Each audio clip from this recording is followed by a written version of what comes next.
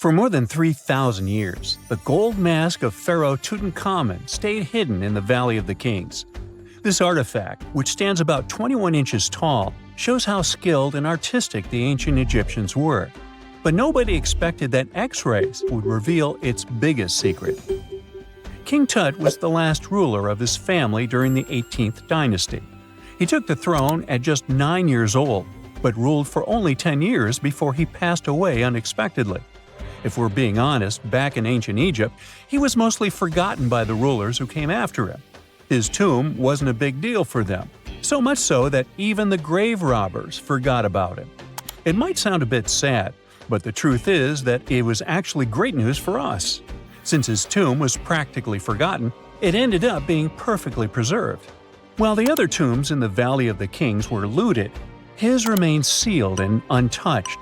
So, when it was discovered back in 1922, it had over 5,000 precious objects inside. That made Tutankhamun basically an instant celebrity and one of the best-known pharaohs nowadays. Among the treasures was the most stunning piece, his golden mask. This mask is said to be an exact image of the king's face, or at least it was supposed to be, but we'll get to that later. The purpose of this accurate representation of his face was to make sure that his soul would recognize him in the afterlife and return to his mummified body. In ancient Egyptian beliefs, this would allow him to continue living in the afterlife.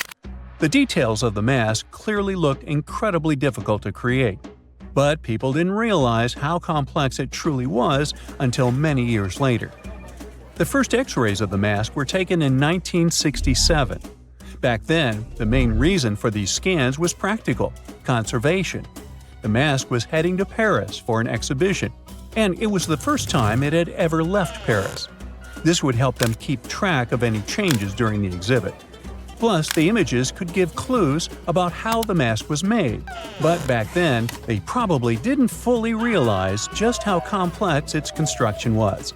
I mean, Egyptian goldsmiths didn't use modern soldering techniques. So, how did they make this mask? New X-rays taken in 2007 gave us some answers. It turned out the Egyptians didn't use pure gold, which is 24 carats. The mask was actually made of 23-karat gold, meaning it was mixed with another material. So, specialists discovered that the gold sheets contained a small amount of copper, a reddish-brown metal. This was likely done to make the material more flexible and easier to shape. They would then shape the gold sheets by heating and hammering them over and over again. But there was one more secret inside the mask that wasn't discovered until 2015. The year before, the staff at Cairo's Egyptian Museum were working on the mask display when the long beard of the mask accidentally got knocked off. Another theory is that the beard had become loose over time and just fell off. Either way, the fact that King Tut's beard came off caused a lot of stress. After all, we're talking about one of Cairo's biggest tourist attractions, so the experts had to fix the problem quickly. The restoration process started with a detailed recording of the mask's condition. To do this, they had to take a full three-dimensional scan of the artifact, and, by accident, they found something very interesting in the mask. Inside the royal beard, there is a gold tube, an intriguing structure that the Egyptians likely used to attach the beard to the rest of the mask. And that proved, once again, that the process of making this mask was even more complex than experts thought. But the mysteries don't stop there.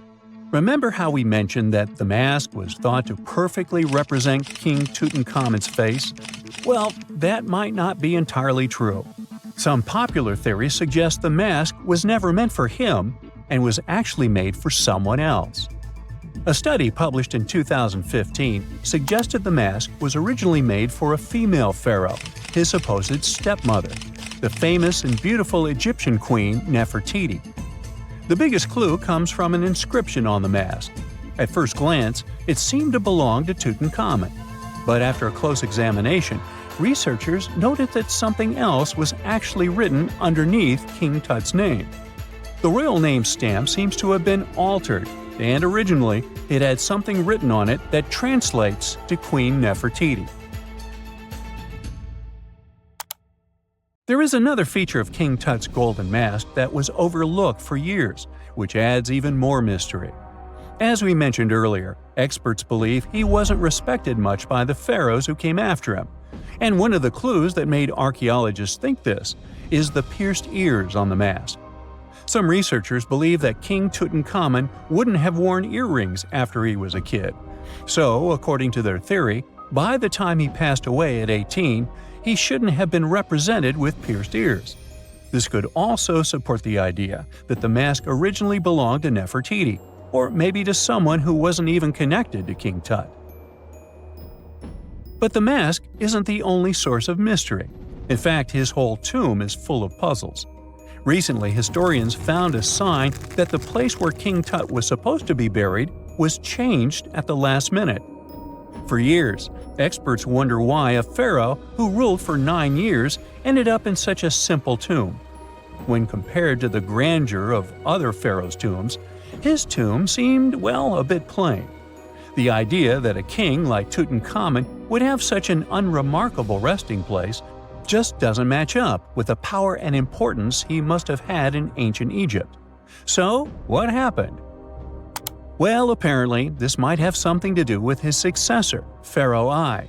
After King Tutankhamun passed away, researchers believe that I made sure to erase him from Egypt's history. So, one theory suggests that he was probably behind the quick decision to place King Tut's body in a smaller, less impressive tomb. When experts looked at I's own tomb, they found something interesting. There is a large wall covered in painted baboons. This is the same type of artwork found in Tutankhamun's tomb. It seems like the same person might have chosen the artwork for both tombs. Now, the design and decoration of the two tombs are almost identical, suggesting there was a shared hand behind both. But there is one key difference. I's tomb is fit for a king. It's much bigger and more impressive, even though the style and artwork are similar to what you see in Tutankhamun's tomb. So the theory suggests that I decided what went into both tombs. Since Tut passed away unexpectedly at a young age, his grand tomb wasn't finished in time. Normally, pharaohs start building their tombs while they're still alive to make sure everything is perfect. But Tut passed away when he was just 18, so there wasn't enough time. I may have taken advantage of the situation, ordering a smaller tomb for Tut and keeping a larger one for himself. Experts believe this theory explains why Tutankhamun's tomb is so simple and how I managed to wipe his memory from history so easily. But in the end, the story of King Tut's mask and tomb is full of mystery and intrigue. Each new discovery sheds more light on what really happened all those years ago. But one thing is for sure, the secrets of ancient Egypt still have much to reveal, and King Tutankhamun will continue to fascinate people for years to come. Unlike many other ancient Egyptian burial grounds, King Tutankhamun's tomb stayed hidden and free of unwanted thieves for 3,000 years. One reason was that the tomb was smaller than average and tucked away in a place called the Valley of the Kings. This area was already being extensively explored by the time they stumbled upon Tut's spot. The entrance was all covered in debris from building a nearby tomb, which must have also helped keep it a secret. There were also zero writings or signs on the outside of the tomb. Time passing also played a part in keeping it in amazing shape until the 1920s, when a man named Howard Carter finally made it in. But was Carter that big of a hero? Some recent findings say he might have been sneakier than initially thought. People used to think Carter wasn't just a glorified treasure hunter, he was a true archaeologist. Before Tut, he had been on a relentless quest for Egyptian artifacts. He discovered his interest in these unusual objects when he was a child, and soon started drawing the sculptures and inscriptions that were found in ancient tombs. After stumbling upon the remains of King Tut, Carter spent a decade recording and processing all sorts of objects, like golden thrones, chariots, and statues from Tut's tomb, shipping them down the Nile to Egypt's museum in Cairo. Well, at least that was the official story. More recent discoveries claim that not all of the objects made it to Egyptian officials. A secret letter seems to uncover Carter's little 10 for them, 1 for me policy.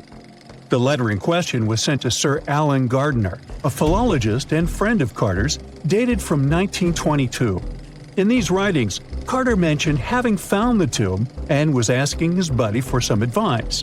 In another letter from 1934, Gardiner seems to be thanking Carter for an amulet, which was sent to him as a thank you gift. Carter was adamant that it didn't come from Tut's tomb, but evidently it did.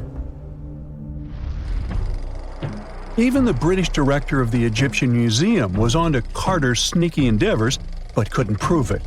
He compared Gardiner's amulet to others from Tut's tomb, and lo and behold, they were a perfect match.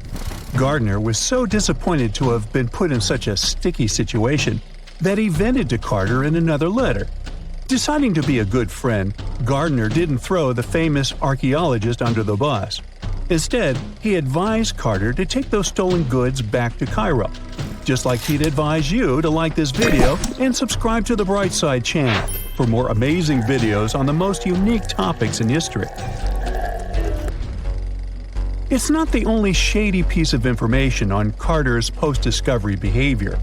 In 1947, a man named Alfred Lucas, who used to work with a controversial archaeologist, gave some information in an obscure journal in Cairo.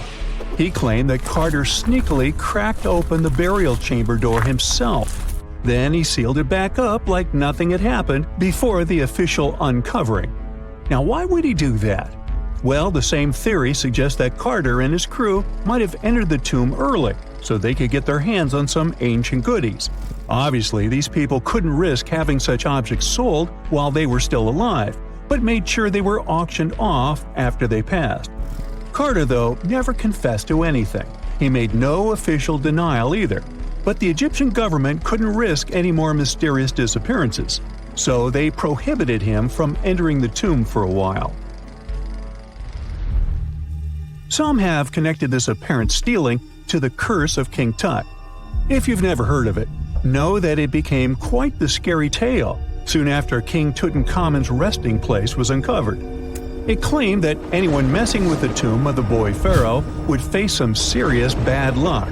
It's not all dramatic like a mummy going on an aggressive spree, but word got out that the people involved in disturbing King Tut's lair met some mysterious, untimely ends. The main untimely passing related to this supposed curse is that of George Herbert, the 5th Earl of Carnarvon. He was this British aristocrat who helped fund the search for the tomb. He passed away just a year after the tomb was opened. Now, people love to call it mysterious, but it turns out that Herbert was already in pretty bad shape health-wise when he got to Cairo, and he ended up getting taken down by a regular disease. Now, let's talk numbers. There were a lot of people linked to this tomb opening – security guards, archaeologists, and supporting staff. And sure, a few of them did pass not long after the tomb started receiving visitors. As much as we'd like this curse to be true for the sake of, good storytelling, statistically, if you have a bunch of people connected to opening a tomb, you'd expect some passings just by random chance. The average lifespan for those supposedly targeted by the ancient curse was more than 20 years after the spell was supposed to kick in. Herbert's daughter even lived until the 1980s, that's half a century later. And Howard Carter himself lived until 1935, a solid 16 years after the big reveal. Some have suggested that the whole curse was nothing more than a careful PR strategy. You see, when Tut's tomb was found, Howard Carter wanted to make a priority out of keeping nosy reporters away. So he might have come up with a curse hanging over anyone entering the boy king's resting place. But what was stolen from King Tut's tomb anyway? Well, some jewelry to begin with. It might have been snatched by Howard Carter himself, according to a French specialist. He did some intensive research by looking at old pictures taken from inside the tomb back in the 1920s. He compared those images to various objects from museums and auction houses. He soon started to piece together the whereabouts of some of Tut's jewelry. First up, there's this collar that used to be on Tut's chest. It was all broken into pieces, and some parts went via Carter to the Nelson Atkins Museum in Missouri. Meanwhile, other bits ended up on a necklace owned by some unnamed people who tried to sell it in 2015 but failed. Even the Nelson Atkins Museum agrees, as they've confirmed the information on their website. Then there's a headdress piece. Some beads from it that once belonged to Tut apparently got stolen by Carter too. They were also strung into a necklace and are now being held at the St. Louis Art Museum. Another fancy collar made out of glazed ceramic magic spent some time at the Met, far away in New York. Thankfully, it was sent back to Egypt a bit over a decade ago.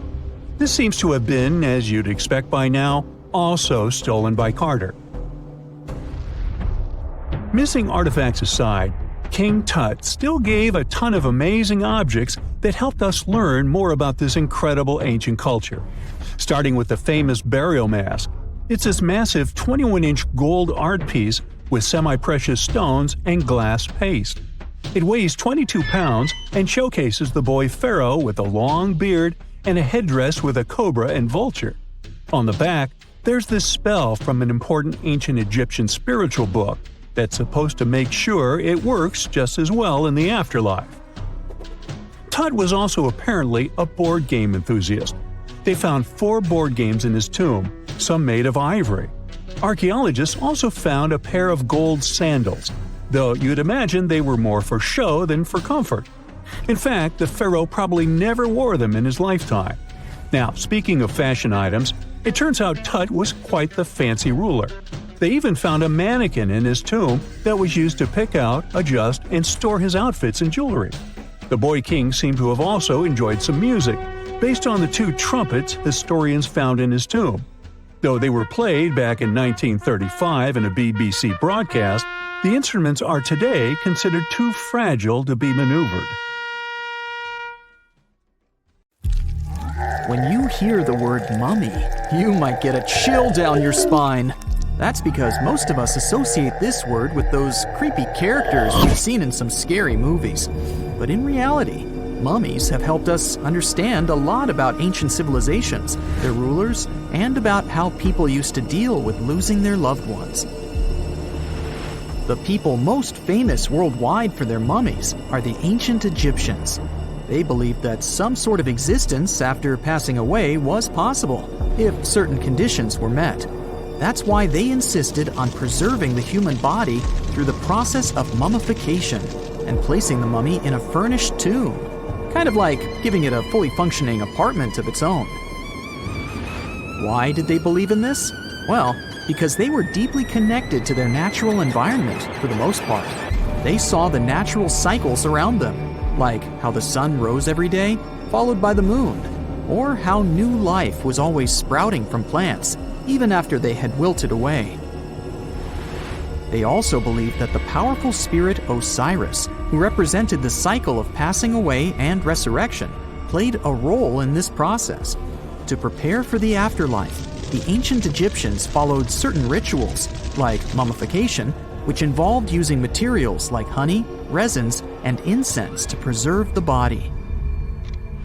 There's no other mummy more popular than that of King Tut. He was a young pharaoh who ruled over 3,000 years ago in Egypt. The problem with discovering ancient royal tombs is that most of such burial sites were previously robbed. People knew ancient rulers had been left with many valuable belongings, so those locations became vulnerable to thieves. When King Tut's tomb was opened in 1922, people were excited because it had not been robbed, like many other previously discovered royal tombs. That's how well hidden it was. Inside, his mummy was encapsulated in a total of 3 coffins, including one made of gold. The objects found in his tomb showed us what ancient Egypt was like, and studying his mummy also helped us learn about the culture and practices popular at the time when he passed away.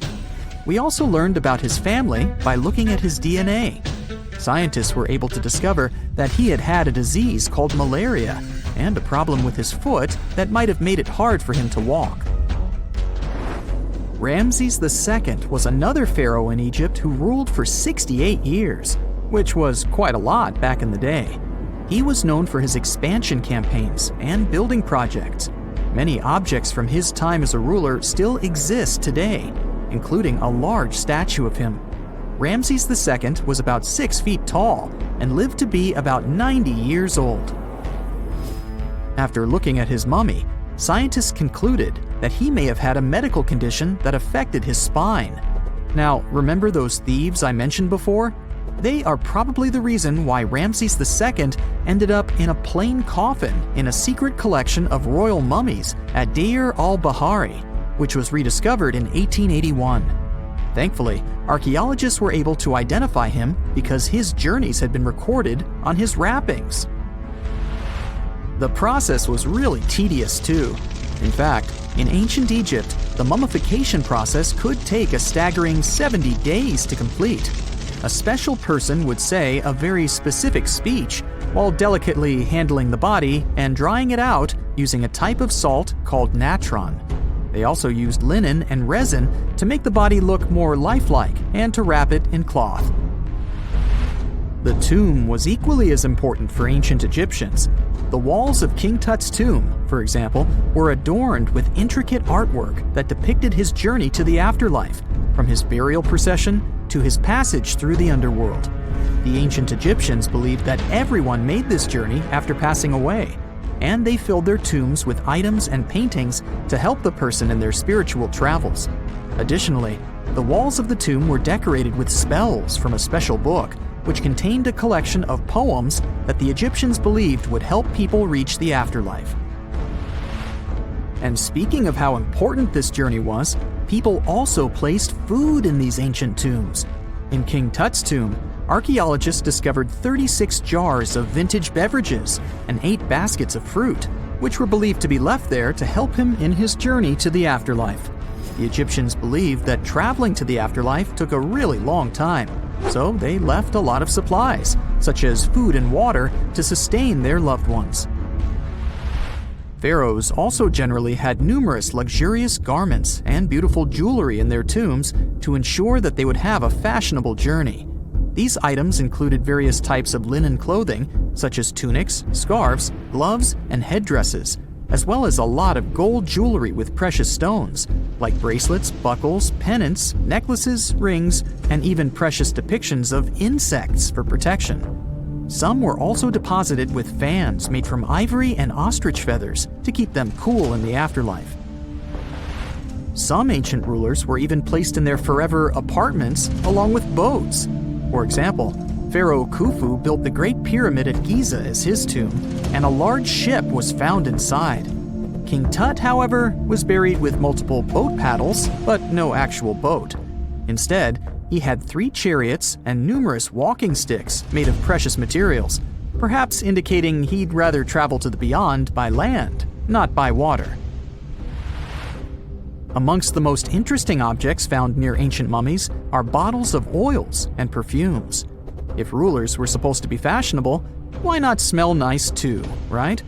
Also, some of them had some ancient kinds of board games, most of them made out of precious materials like gold or ivory. One of those games was called Senet. It was very popular amongst the ancient Egyptians and very similar to modern-day chess. The ancient Egyptians may have the most famous mummies out there, but they weren't the first to invent the procedure. In fact, it all started in South America with an ancient civilization named the Chinchorro. As far as we know today, these people were the first to mummify their loved ones that had passed away.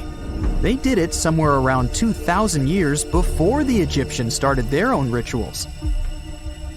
Sure, we can tell a lot about ancient rulers by studying these mummies, but until recently, we had no idea what they really looked like during their lifetime.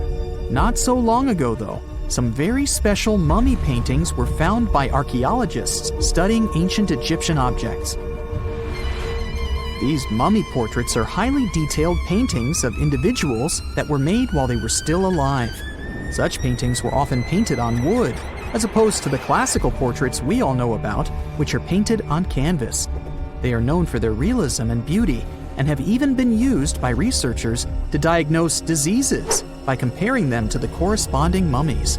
Some of these portraits also include depictions of jewelry, which was later found on the mummies. The recent discovery of these mummy portraits in Central Egypt is significant, as it marks the first time in over a century that such paintings have been found. Mummies appeared all around the world naturally, too. Mummification can occur without people intervening because of natural conditions, like extremely cold or hot environments, places with a lack of oxygen, or accidental exposure to chemicals that preserve the body. These conditions don't allow bacteria to grow, resulting in the body remaining more or less intact. Famous Otzi was one of these mummies. We know today he was a man who lived around 5,000 years ago in Europe.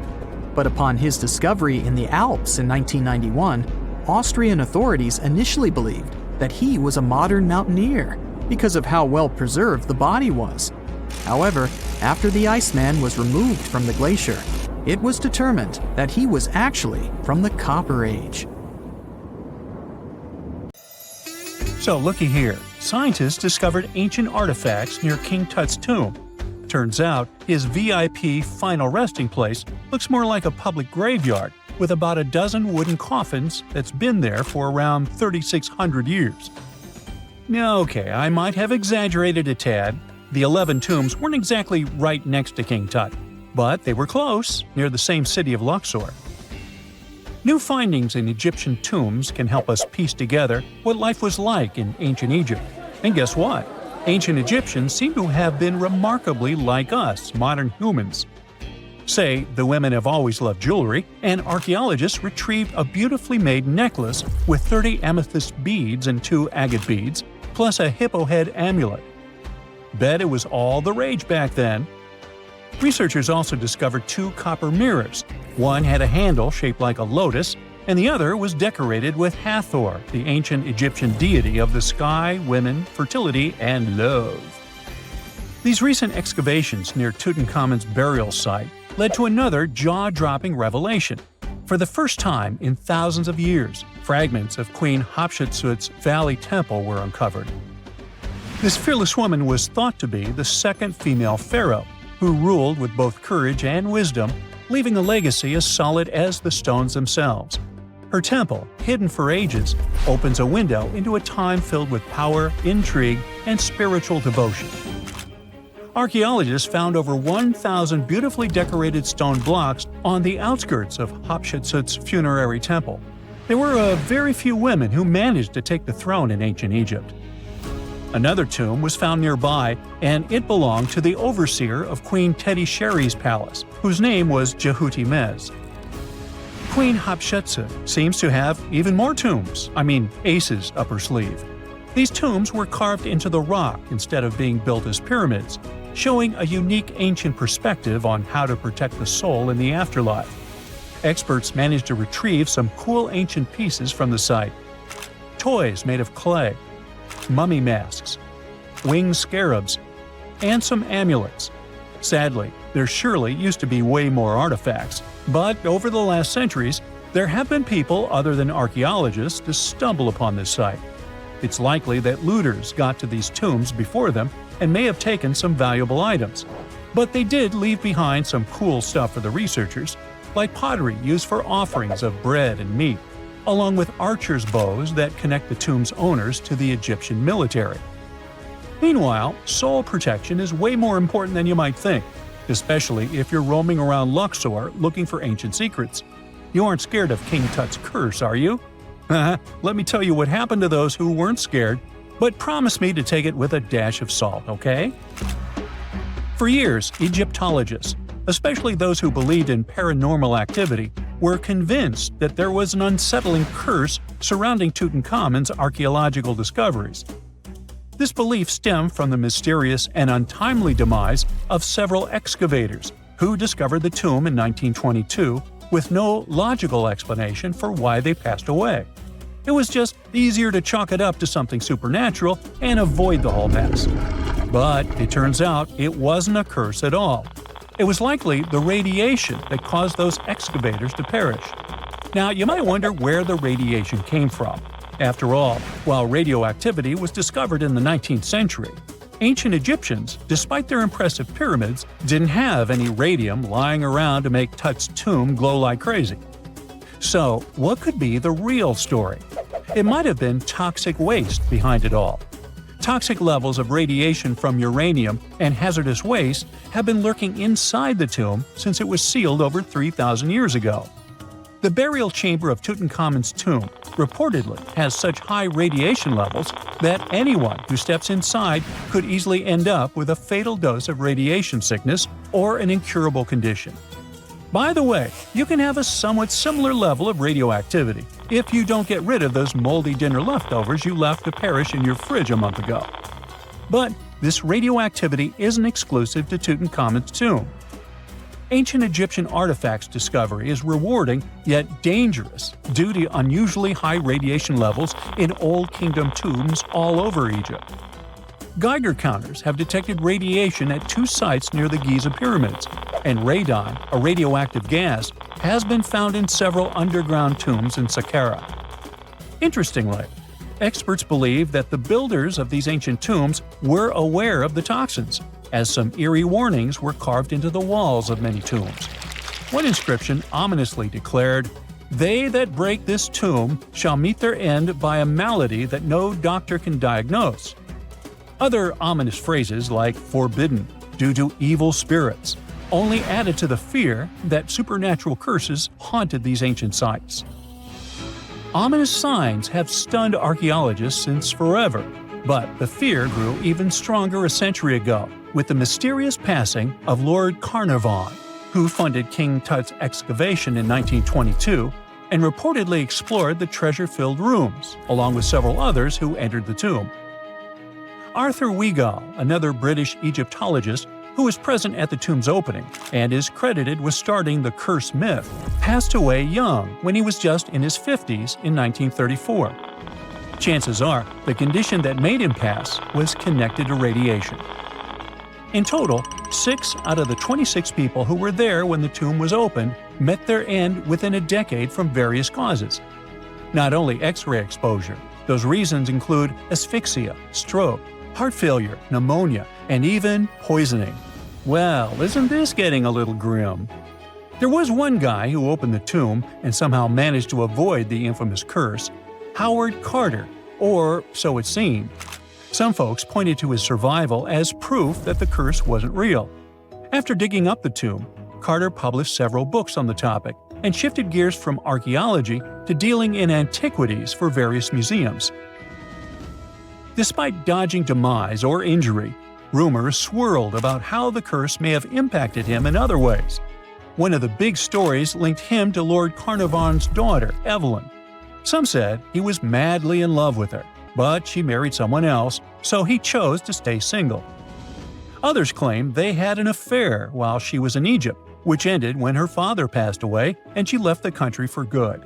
However, there wasn't much evidence to support these stories. Evelyn was just 6 when they met, and they remained friends until his last breath. She was even one of the few attendees at his funeral, but denied any romantic involvement, saying they weren't that close. A year after the revolutionary discovery near King Tut's tomb, Evelyn married politician Sir Brograve Beauchamp and had a daughter. That same year, Beauchamp toured the tomb with his parents, guided by Carter himself. Carter never married and, aside from those posthumous rumors about Evelyn, had no other romantic connections. While the curse adds an intriguing twist to his life story, his tendency to keep relationships at arm's length was evident long before the tomb was opened. It seemed Carter just wasn't a people person. In 1939, after battling a serious illness, he ultimately succumbed to fate.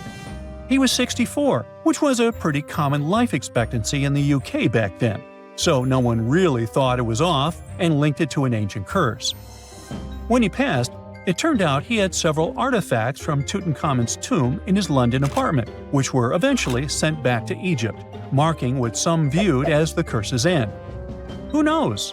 Maybe if he hadn't had all those ancient souvenirs at his place, he would have lived way longer. But all the other demises might seem off. The curse theory was likely fueled by some strange events during the excavation. Carnarvon got a mosquito bite that became severely infected, And around the time they opened the tomb, Cairo experienced a bizarre power outage and a freak sandstorm. Back in England, the Earl's dog, Susie, managed to escape from Carnarvon's house and began barking frantically at seemingly nothing. At least that's what the staff and family saw. Strangely enough, at the very moment her owner's heart stopped, Susie started howling and fell down without showing any signs of life. Maybe radiation didn't play a crucial role after all, and those were indeed ancient artifacts from King Tut's tomb that made them all perish. Spooky, huh? Consider the Great Pyramids, one of the original 7 wonders of the world and the only one that still exists today. Did you know that the pyramids of Giza weren't the only pyramids out there? And they weren't even the first ones. First, there were the pretty good pyramids, but they didn't catch on. Nah, I made that up. Back to the story. In ancient Egypt, it was believed that kings were chosen by gods to serve on earth as their mediators. In the afterlife, they were expected to become gods themselves. The pyramid complex was built to make sure that the king had everything they might need in the afterlife. The complex included the pyramid, a palace, and temples. The tomb in the pyramid, where the king was buried, was filled with many things they might need, like furniture, food, and gold vessels. Actually, the first pyramid had been built 80 years before the first pyramid of Giza appeared. Overall, there were around 100 of them. Some weren't finished though, since the construction took a while and not every pharaoh lived long enough to see the end of the construction. And now let's talk about the construction itself. The biggest of the pyramids of Giza is as tall as a 40-story building. So how on earth did they manage to build a structure that massive 5,000 years ago, long before machines and other equipment appeared? Well, let's figure it out. So Pharaoh Khufu ascended the throne around 2575 BCE, and his architects started the construction of the oldest and biggest of the pyramids of Giza. He figured that over 2 million limestone blocks had to be used to build the pyramid, each weighing around 2.5 tons, around the weight of a rhino. The architect wanted to finish the construction in 20 years.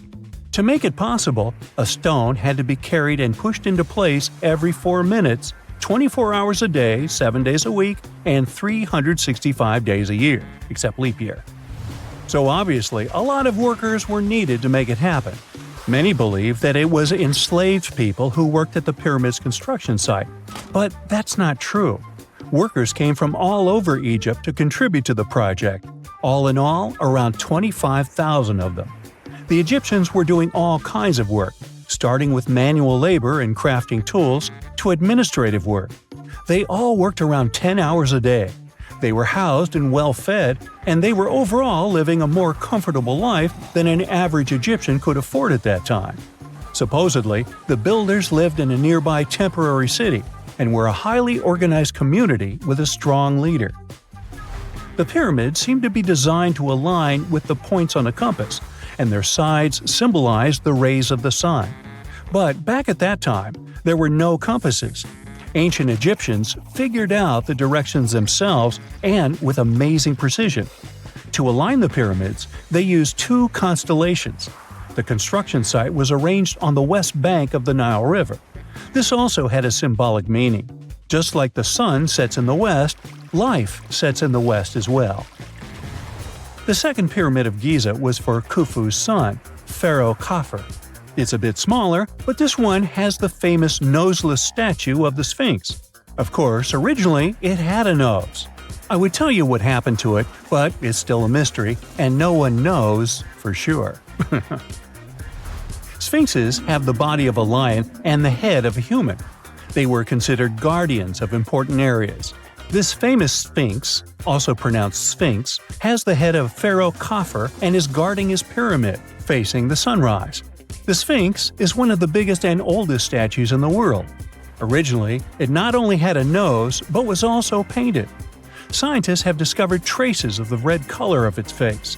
So, most likely, the Sphinx was painted red. There are also remains of yellow and blue color on its body. The statue definitely wasn't boring. Till around 1800, the Sphinx was buried up to its shoulders until an adventurer with a team of 160 men dug it out. But let's get back to the construction. The workers, of course, needed stone blocks. There were two main places where people could get these stones. One source was close to the construction site, but that fossil-lined yellow stone was only suitable for the pyramid's interior. The limestone blocks for the exterior were hauled from 8 miles away on 30-foot-long sleds. Apparently, it wasn't too hard to pull them. The sand mixed with the right amount of water was pretty slick, and 10 people could move a sled even with a rock weighing so much. Surprisingly, cutting off a block of limestone wasn't the biggest problem. When in the ground, it was soft and could be split relatively easy. But after getting exposed to the air, limestone hardens. So the most difficult part was to shape the blocks. That step was crucial because the smallest inaccuracies could lead to the whole pyramid collapsing. So, okay, those limestones were mined, carried on a sled, shaped, and then what? How could they be put into place? Well, this is still a mystery. Archaeologists have discovered the remains of a ramp system that dates back around the time the pyramids were being built. So historians have come to the consensus that, most likely, the Egyptians designed a unique ramp system to move and pull huge stone blocks. The most common opinion is that there were several ramps around the pyramid. There probably was a central ramp with 2 staircases on each side of it built over the pyramid stones. The ramp was growing as the pyramid was getting higher. People might have been walking up the stairs, pulling up stones on wooden sleds.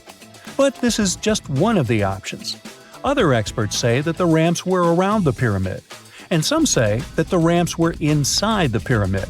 Maybe we will never know for sure, and it'll forever remain a mystery. The exterior limestone of the pyramid was polished with sand and stone until it gleamed. On top, there was a gold and silver capstone, which glimmered over Egypt like a second sun. So that's how it was 5,000 years ago. Now, about the interior. Surprisingly, there's not much inside the pyramid.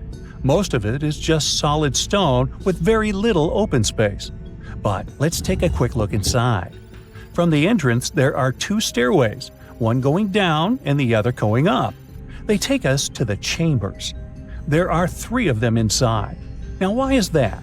Apparently, throughout the whole construction, a burial chamber had to be prepared at all times, just in case a pharaoh kicked the bucket before the construction ended. So separate chambers were built one after another as the construction progressed. The last of them was the main one. It's called the King's Chamber. It's the one where Khufu was resting. It's the biggest room at the very heart of the pyramid, and there's a big passageway leading to it. It was likely used as a kind of elevator to move granite up to build the interior. Granite was also used to make 5 stories of support beams to ensure that the pyramid didn't collapse. And we can see that it worked since it's been standing for centuries. Unfortunately, none of these chambers have hieroglyphs on the walls. If you want to see the writings, you should go to the decorated tombs near the pyramids. Those pieces of art are depiction of ancient Egypt's culture and daily life. The texts allow researchers to study their language and grammar. The treasures that once were in the pyramids have been taken by people. There are also many secret tunnels and passages inside the pyramids, but even today, no one knows the whole plan of the interior. Scientists have been sending little robots with cameras inside for many years, but there's still a lot we don't know about the pyramids. Now they're trying to use an X-ray to scan the pyramids from the outside, without going inside. So yeah, ancient Egyptians did create a mystery no one has been able to crack for 5,000 years already. Whenever you hear about ancient ruins, you almost never picture them being suspended somewhere, or just randomly hanging on the branch of a tree, right? In fact, for most of the ancient artifacts we have exposed in museums all over the world, archaeologists did quite an impressive amount of digging. You see, buildings have this funny way of fading away over time if not properly taken care of. Sometimes we need to reuse some building materials, so an older construction may be sacrificed in the process. Other times houses are abandoned, and once they are exposed to the elements on the surface, like rain or sunlight, they don't really stand a chance. Some just simply crumble away due to good old erosion. So the only way a piece of architecture can survive the test of time is if it's somehow gotten buried deep down. Now, how did they end up buried in the first place? Well, it's quite the comedy of errors. Ancient cities had a habit of gradually raising their ground level like a kid adding toppings to their ice cream sundae. You see, these settlements were always busy collecting food and building materials to keep up with their ever-growing population. But hey, who has time to deal with waste and rubbish? It wasn't exactly high on their to-do list back in the day. So when it came to building new houses, ancient civilizations found it much easier to save their sweat and tears by piling up the rubble and constructing right on top. But that's not all. Rivers would also occasionally flood and deposit a layer of sediment on the city floors, further encapsulating those ancient constructions. And in those dry regions like the desert, where the wind likes to show off its sand and dust dance moves, you can bet it was a constant struggle to keep the establishments clean. One hilarious example is the Sphinx, which had its head buried in sand until a group of archaeologists unearthed it in 1817. Some ancient towns eventually got covered up because they were completely abandoned. With less human activity to control their expansion, plant seeds couldn't resist the opportunity and sprouted all over the place. They gobbled up carbon dioxide from the air and grew, adding more and more bulk to the ground. Those cheeky roots even decided to stabilize the soil made from decaying plant matter, creating layers upon layers of earthy goodness. It's like the ultimate DIY project Mother Nature embarked on, with plants as her loyal helpers. The act of digging into the secrets of ancient civilizations is not just about unearthing a lost world. It's also an epic quest to reveal the hidden treasures beneath layers of history. But how do archaeologists know where to dig in the first place? If everything is covered in layers upon layers of sediments, debris, and plant roots, they must have some sort of system they rely on before embarking on a new project, right? For starters, they're not always the ones suggesting an archaeological dig in a certain location. Let me explain. Let's say you're a contractor and you want to build a new fancy apartment complex in your city. Some local legislations have certain requirements before your project can start, though. For instance, before anyone starts building on a piece of land, they might need to bring in specialists to check the soil. These clever folks can be archaeologists, geologists, or paleontologists, and they need to keep an eye on things during development. If any artifacts or ecofacts, fancy word for organic remnants, are discovered, these experts swoop in to excavate and study them. But what about sites that have nothing to do with bulldozers and yellow hats? Archaeologists have more than one trick up their sleeves when it comes to locating ancient hotspots. They dive deep into historic records with a healthy dose of detective work. By sniffing out old documents and maps, they can piece together the puzzle of human activity in a specific area. If a site has been visited before, it's even better. Finding records of past excavations or historical accounts can give archaeologists lots of information on where to continue their treasure hunt. Before archaeologists start swinging their shovels, they engage in a bit of a visual scan mission. Armed with a grid system, they'll stroll around the site, keeping their eyes peeled for any artifacts that might be hiding just beneath the Earth's upper layer. From groundstone tools to historic glass and even ancient garbage dumps, yes, they're all so valuable. These keen-eyed explorers can spot signs of human activity faster than most people. If they stumble upon midden soil, fancy term for a garbage dump, they know for sure that humans once called this place home. Archaeologists don't just rely on their trusty shovels, though. They have an arsenal of gadgets to aid in their search for hidden wonders. Geophysical tools are like their secret weapons. Take the resistivity meter, for example. This clever contraption measures the electrical component of the soil and any buried features or artifacts. A buried wall, for instance, will create a different resistivity reading than the surrounding soil. Magnetometers and ground-penetrating radar work in similar ways, showcasing potential hints of ancient treasures in the soil. And who could forget our trusty old friend, the GPS? It helps archaeologists map out precise locations, like a high-tech treasure map, leading them straight to their pot of gold. Care to virtually visit some of the most important archaeological sites in the world? Well, follow me. In the United Kingdom, for instance, you'll find this interesting place called Stonehenge. It's one of many henges scattered around, but this one really takes the cake. Picture this: massive ancient stones standing tall and proud, arranged in a funky outer ring and an inner horseshoe, with some smaller stones thrown in for good measure. And guess what? These amazing stones have been around for over 5,000 years. Talk about a serious case of rock-solid longevity. Now, here's where it gets interesting. According to local folklore, the legendary wizard Merlin whipped out his magic wand and poof! He teleported these massive stones all the way from Ireland. Apparently, some giants had assembled them there, but Merlin decided they would look much better at their new location. Others think it's just the ruined remains of an old Roman spiritual edifice. These amazing structures were built by our Bronze Age ancestors. With their simple tools and limited tech, they managed to create this monumental masterpiece. Impressive, right? Unfortunately, there's still so much we don't know about this area. Stonehenge's initial purpose remains a mystery to this day. Sure, there are lots of theories, but scientists have yet to agree on the subject.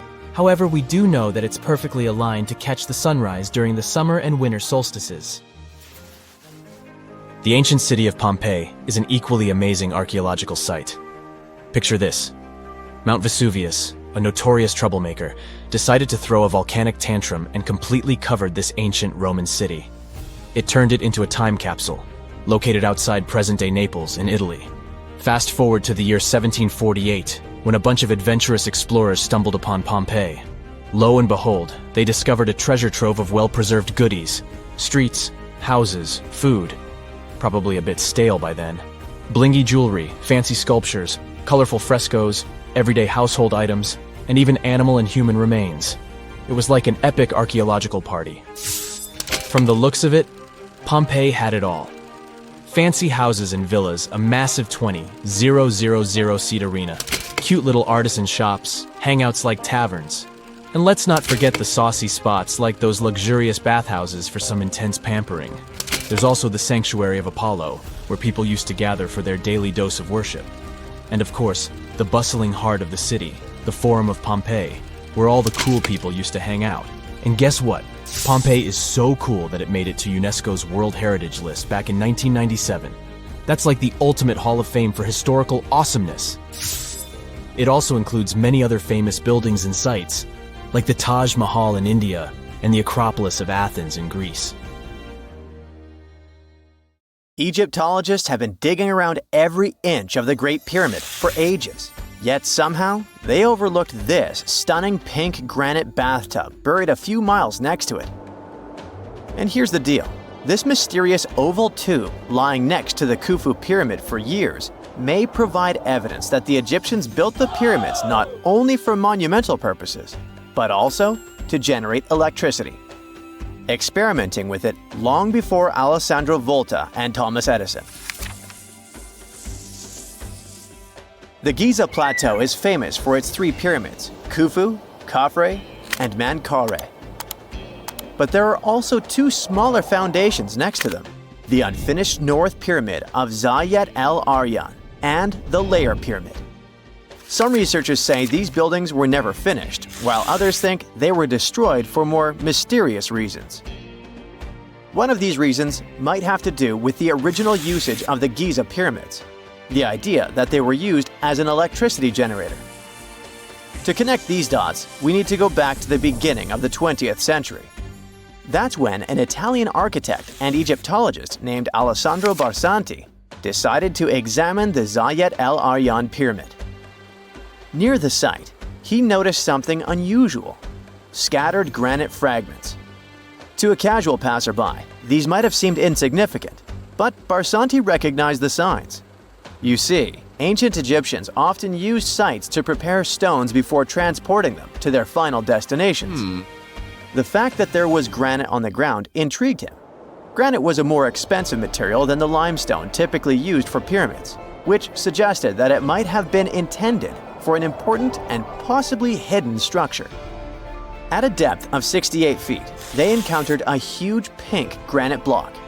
He kept going with the excavations, and they revealed ancient inscriptions carved into the stones. They sent the drawing to experts, but no one could decipher what they meant. Were they instruction sets to something? That's when Barsanti made his biggest discovery. he found an oval-shaped vat carved from pink granite and polished to a mirror-like finish. The thing is, the vat had been carefully sealed. When they opened it, they found a thin black residue along the walls. I'm thinking something in the lines of a black oily substance. This discovery raised many questions for him. It didn't make sense to him that ancient Egyptians would go above and beyond to seal and protect this strange vat. By 1911, Barsanti had to abandon his effort to figure out what was the deal with that mysterious pit. But his findings intrigued researchers all over the world, and they've got their own opinions about it. One of these modern theories suggests that the other pyramids could have been used as a part of a bigger whole. It suggests that the Khufu pyramid was actually used as a water pump designed to irrigate the desert area. Apparently, the pyramid's internal chambers would function as a hydraulic system. In the 1990s, an engineer took this theory seriously and studied the pyramid's subterranean chamber. Surprisingly, he found actual signs of water damage. Apparently, the pyramid generated powerful compression waves, aka pulses, that could create electricity. This raised an important question. Could the ancient Egyptians have used the pyramids as a generator in order to produce electricity? On paper, that was proven to be possible. But hey, agreeing on the original use of the pyramids is probably one of the most difficult things in the world. So, we're still not 100% sure about this. Apart from that, Egypt is a playground for important discoveries regarding humanity's past. I mean, scientists have just discovered what looks like a cosmic command center, similar to that room from the Doctor Strange movies. They discovered an L-shaped astronomical observatory, measuring around 9,000 square feet, dating back to the 6th century BCE. Definitely the first and largest of its kind from that era. The mud brick structure housed tools used for calculating dates related to ancient Egyptian rites, royal coronations, and agricultural plans. This observatory is located in the archaeological site known as the Temple of Phuto, just 50 miles east of Alexandria. It's pretty impressive. The structure was designed so that you'd get inside the room through an east-facing entrance. This way, you'd get to see the sunrise. Once inside, you'd find a pretty huge shadow clock, used to tell time by tracking the movement of shadows inside the room. This variant of a sundial clock was nearly 16 feet long. That was quite an exciting discovery. Another interesting one was that scientists and Egyptologists have discovered the first ever pregnant mummy. Now, even if we know quite a lot about mummification processes, we keep making discoveries that open new doors into the lives of ancient Egyptians. It took so long for someone to find out this mummy was expecting at the time she was embalmed because she was placed in a male's coffin. More specifically, a male priest. Historians say that during the 19th century, a lot of traders mixed coffins up in order to sell them. Yes, that means they opened them and switched mummies to please their buyers. It was a complete surprise because they were hoping to study more about ancient health issues when they opened this coffin up. But they had another special research on their hands: prenatal practices in ancient Egypt. This mummified woman who lived about 2,000 years ago was from 20 to 30 years old when she passed away. She was found in Thebes, and her remains were incredibly well preserved. You see, mummification recipes varied across Egypt. In this woman's case, researchers could tell she was a member of the high society since she was buried with special amulets. But since mummification methodologies differed so much between cities and time periods, they still have to dig further to understand why she was embalmed along with her baby. Speaking of mummies, scientists were digging up a final resting place in Saqqara, also in Egypt, and they unearthed 2 embalming workshops. One was for humans and the other for sacred animals. Apparently, the workshops date back to about 2,400 years ago. They were equipped with stone beds, clay pots, and ritual vessels. Everything you needed to mummify. But that's not all. Archaeologists also stumbled upon cheese stored in jars behind tombs that were over 3,000 years old. Yep, cheese. This shows that the ancient Egyptians were pretty savvy when it came to preserving food, too. They knew how to store stuff for the long haul, not just the mummies. It really shows how they applied their preservation skills to both food and bodies, giving us a glimpse into their impressive technological know-how. Scientists have also found one of Egypt's oldest complete mummies, and to their surprise, it was completely covered in gold. You see, Egyptian mummies covered in gold are already a rare thing, but they weren't expecting it to be the oldest one ever found. The mummy was quite well preserved, and they could identify that it was the remains of a wealthy man called Hatshepsut. Many symbols show that he was important and wealthy, like the band he wore on his head and the bracelet on his chest. He was also dressed in a tunic wrapped with a belt, which was a way to preserve the good appearance of a person after they passed away. To reveal it, they had to open the final resting place with mortar. Basically, it was like they were opening a time machine, just as the ancient Egyptians did 4,300 years ago. If you think about it, it's almost like entering a time capsule. Enough about mummies. Scientists also found something very exciting hovering above the pyramids. They had to use a fancy top-notch radar known as LARID, aka Low Altitude Long Range Ionospheric Radar, which can see these invisible waves far away into the sky. LARID helped them discover giant plasma bubbles floating in the air above the pyramids. These bubbles are called plasma bubbles, and they wreak havoc on modern technologies. I mean, they can disrupt GPS and phone signals for hundreds of kilometers in diameter from where they're located. These bubbles are massive, sometimes as big as cities, and they're caused by the sudden depletion of charged particles in the ionosphere. So, instead of spreading out evenly throughout the ionosphere, they stick together in this wave-like form. This was a pretty important discovery because it can help scientists understand how to prevent these waves from messing with our technology.